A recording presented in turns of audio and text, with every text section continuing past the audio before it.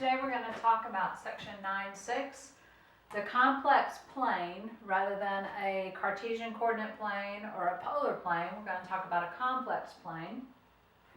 And we're going to talk about the polar form of a complex number. Now, we've already been talking about complex numbers. Complex numbers, remember, have the real part and the imaginary part with them. So first off, what we're going to do is we're going to solve complex equations.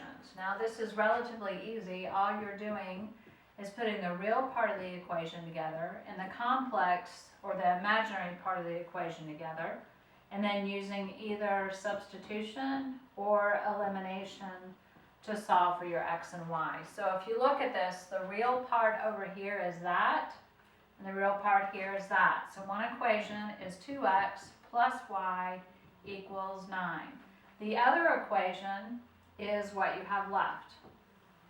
That's the imaginary part. So you put that together. 3i equals x times I minus y times I. And I'm actually going to divide through by I. And when I do that, the i's go away, and I'm left with that. I'm going to put that together with this. And because of the way that it's set up, I'm going to do elimination on it because I have a positive y and a negative y. So those two eliminate out. That gives me 3x is equal to 12. X is equal to 4. And then I'm going to substitute it back into one of these two. It doesn't matter. I'm going to take the bottom one. So 4 minus y is equal to 3. Negative y is equal to negative 1, or y is equal to 1. So when I solve this, I'm going to get x is equal to 4 and y is equal to 1. Now you try one. Pause the video and then come back and make sure that you got the right answer.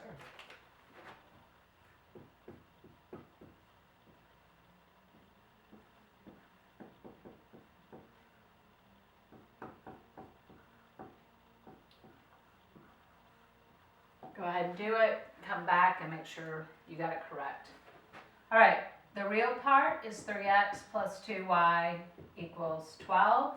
The imaginary part is negative 7i is equal to xi minus 3yi. I'm going to divide through by I, so I get negative 7 is equal to x minus 3y.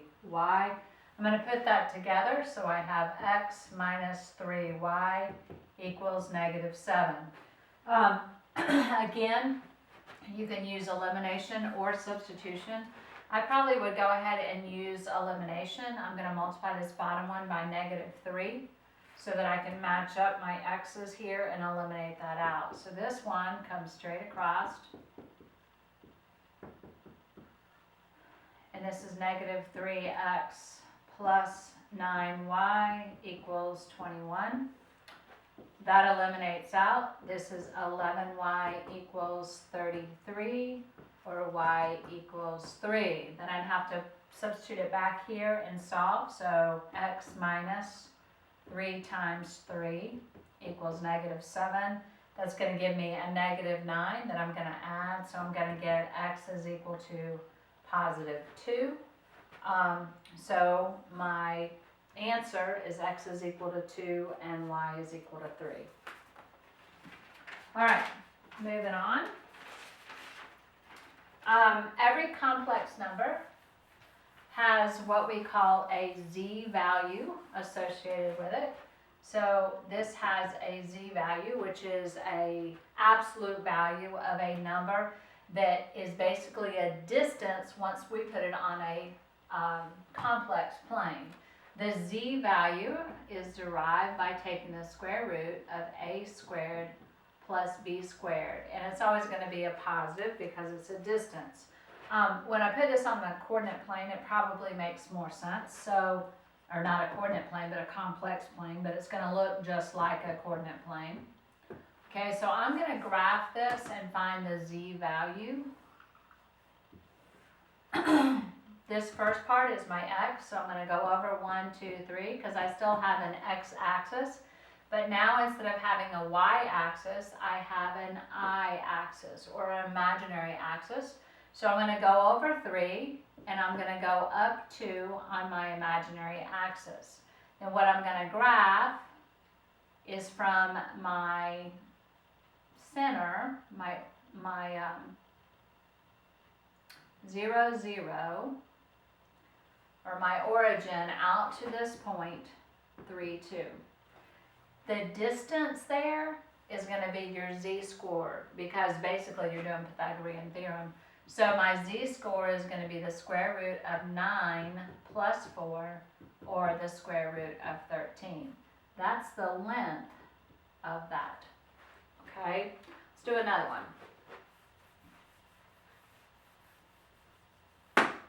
Let's say I have z is equal to 4i.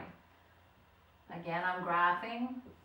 There is no real part of this, so I know I'm right here at 0 on the x-axis, and I'm going to go up 4 on the imaginary axis. So I'm talking about the distance between here and here. Okay, that's going to be my z-score, or z is equal to the square root of 0 squared plus 4 squared, so it's the square root of 16, or 4. And you know that the distance there is 4.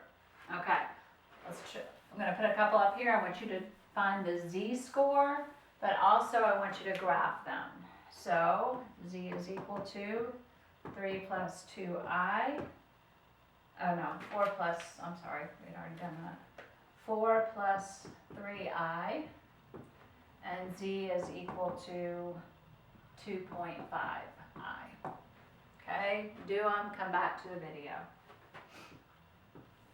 The graph of this one, I would go over 4, 1, 2, 3, 4, and up 3. This point right here. My z is equal to the square root of 16 plus 9, which is the square root of 25, which is 5. So z is equal to 5 for this complex equation. This one, I'm going to go up 1, 2 and a half right here, because I have a 0 on my x-axis. So I have the square root of 0 squared plus 2.5 squared, which the square root of 2.5 squared is simply 2.5. So that's my z-score there. All right, now we're going to work on making a complex form into a polar form.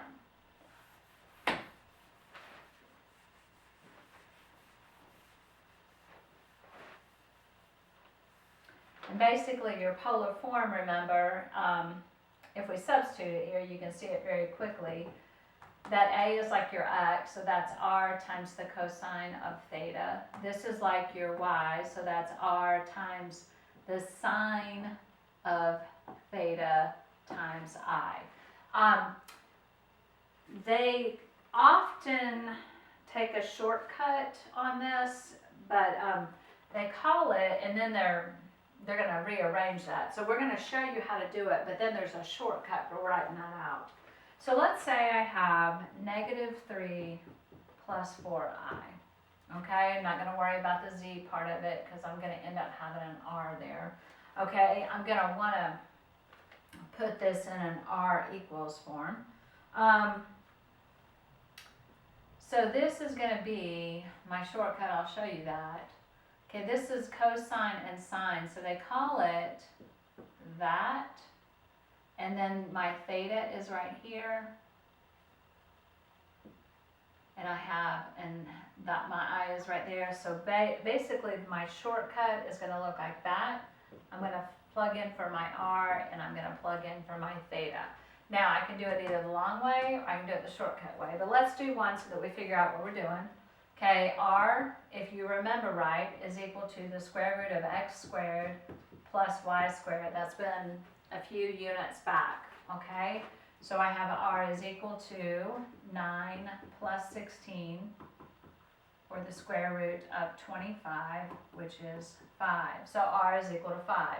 So if I do it the long way, I'll go ahead and put the 5 there. The cosine, now I've got to find what theta is, okay? Basically what I'm going to do is I'm going to factor out the r, so the r is at the front of it. So I'll just put a parenthesis right there. Okay, so this and this come out to the front. All right, so to find my my angle, what I'm going to do is figure out which quadrant that's in. If my cosine is negative and my sine is positive, I'm in the second quadrant, so I have to make sure that my angle is in the second quadrant. I'm always going to have my calculator in radians to do this. So I'm going to look and I'm going to go inverse tangent. This should seem very familiar to you. The y value over the x value, okay, or in this case the imaginary value over the real value. Okay, when I do inverse cosine or inverse tangent on that, I'm going to get a negative 0.93. Now, a negative 0.93 is in your fourth quadrant. I want it in the second quadrant, so I'm going to add pi to that value, and I'm going to get a 2.21. So that's what's going to go right there. And this is the sine of 2.21. So this is laid out in polar form. This is the polar form of this imaginary or complex form. Now the shortcut would be 5 times CIS 2.21. And that's going to be your answer. Okay, so I solved for the R and I solved for the theta. Okay, let's try another one.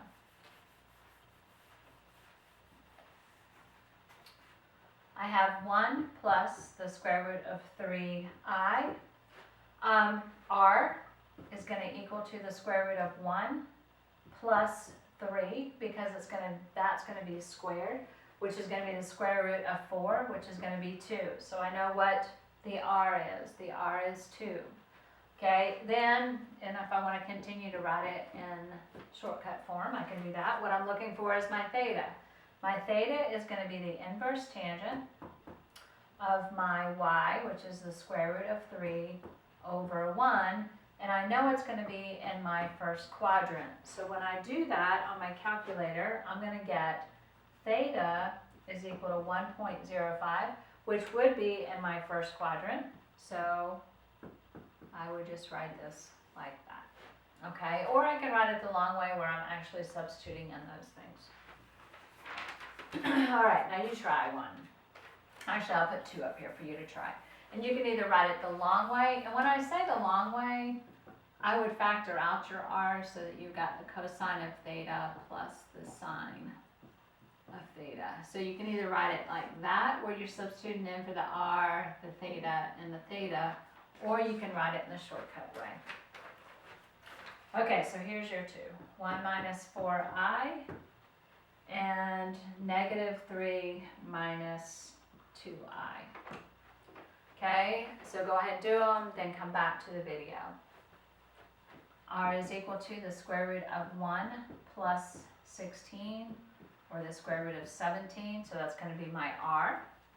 My angle is the inverse, and of course this is going to be, let's see, the cosine is going to be positive, the sine is going to be negative, so that's going to be in the fourth quadrant.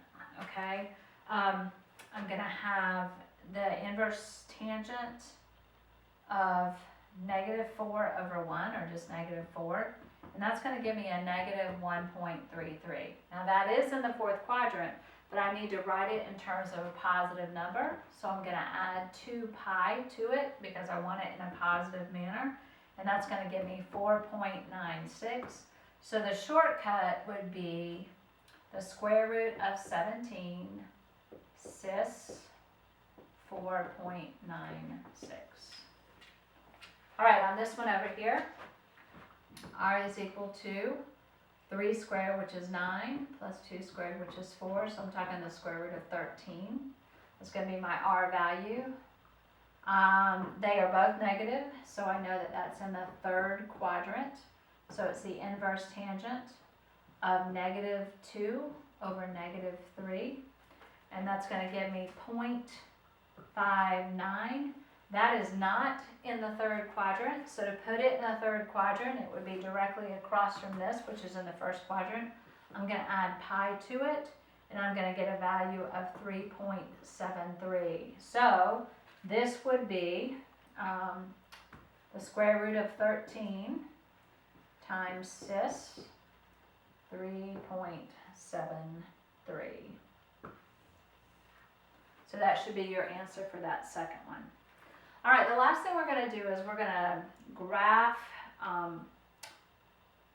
this polar on a complex and polar plane. And I'll show you. It's almost like superimposing the polar on top of the complex. Let's say we want to graph this. 4 times the cosine of 11 pi over 6 plus I times the sine of 11 pi over 6. So this is the polar form of a complex number. Well, we're going to put it on a polar graph. Okay, I know I'm going to go out for it because remember this is the R and this is the theta. So 1, 2, 3, 4. 11 pi over 6 is that line right there. So what I'm going to do is I'm going to put a point at 4, 11 pi over 6, which is right there.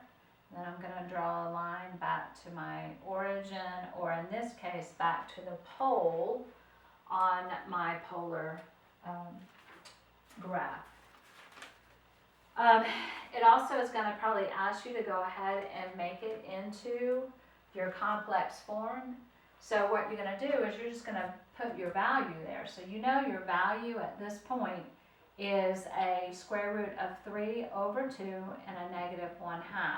So you go ahead and substitute in there 4 times the square root of 3 over 2 plus negative I 1/2 I. So I'm just substituting in, then I'm multiplying, so it gives me 2 on the square root of 3 plus negative 2i, and that right there is your complex form of that polar form. All right, now you try one.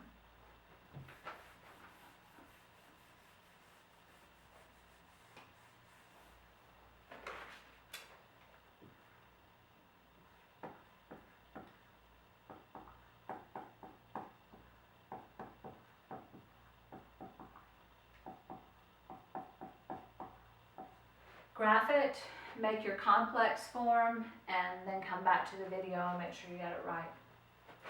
All right, I know I'm going to have to go 2 rows out because my R is 2, so I'm finding the point 2, 5 pi over 6.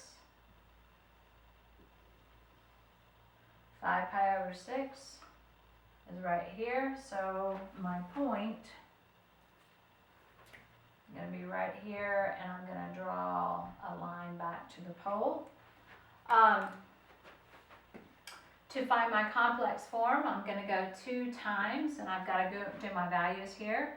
Remember, my cosine is the negative square root of 3 over 2, and my sine is a 1/2 there. So negative square root of 3 over 2 plus the 1/2 times I. So I've got a negative square root of 3 plus I. And that's going to be my complex form of that polar form, and this is going to be my polar graph. All right, your homework.